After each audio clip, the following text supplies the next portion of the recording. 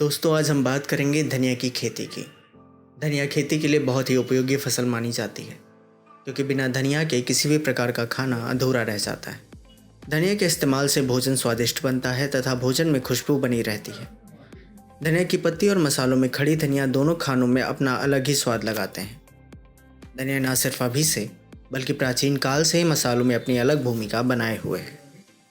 भारत देश मसाले की भूमि मानी जाती है। ऐसे में धनिया एक मुख्य और महत्वपूर्ण मसालों में से एक है। किसानों को धनिया की खेती करने से अधिक लाभ पहुंचता है, क्योंकि ये कम लागत में भारी मुनाफा देने वाली फसलों में से एक है।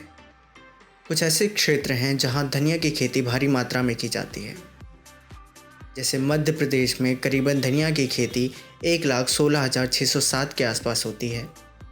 कृषि विशेषज्ञ के अनुसार धनिया के उत्पादन वाले और भी क्षेत्र हैं जहां पर धनिया की भारी उत्पादकता प्राप्त की जाती है, जैसे गुना, शाजापुर, मंदसौर, छिंदवाड़ा, विदिशा आदि जगहों पर धनिया की फसल उगाई जाती है। धनिया की खेती के लिए सबसे उपयुक्त जलवायु शुष्क और ठंडे मौसम की जलवायु मानी जाती है। इन मौसमों में धनिया की खेती का भारी उत्पादन होता है। धनिया के बीजों को अंकुरित या फूटने के लिए करीब 26 से लेकर 27 डिग्री सेल्सियस तापमान की आवश्यकता होती है।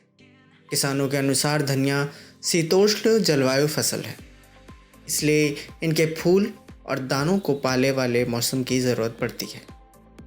धनिया की फसल के लिए अच्छी दोमट वाली भूमि सबसे उपयोगी मानी जाती है। सिंचाई की व्यवस्था को बनाए रखने के लिए अच्छी जल निकास वाली भूमि सबसे उपयोगी होती है। जो फसलें असिंचित होती हैं उनके लिए काली भारी भूमि ठीक समझी जाती है।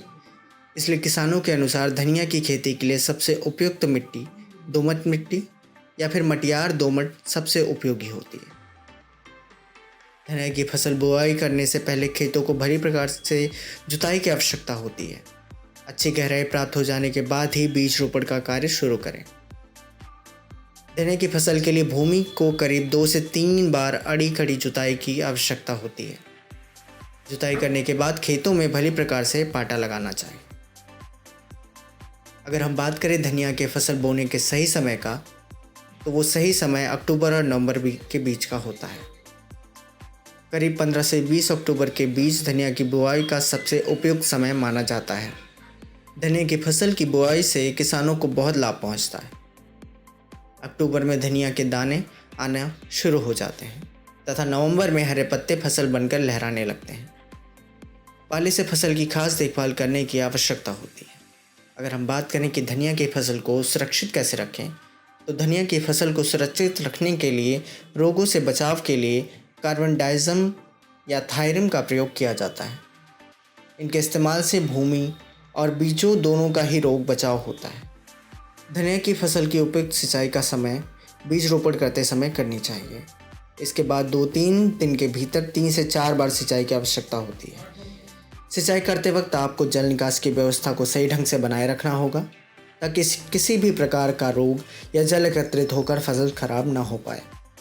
किसानों के अनुसार धनिया की फसल उनकी आय के साधन को मजबूत बनाते हैं।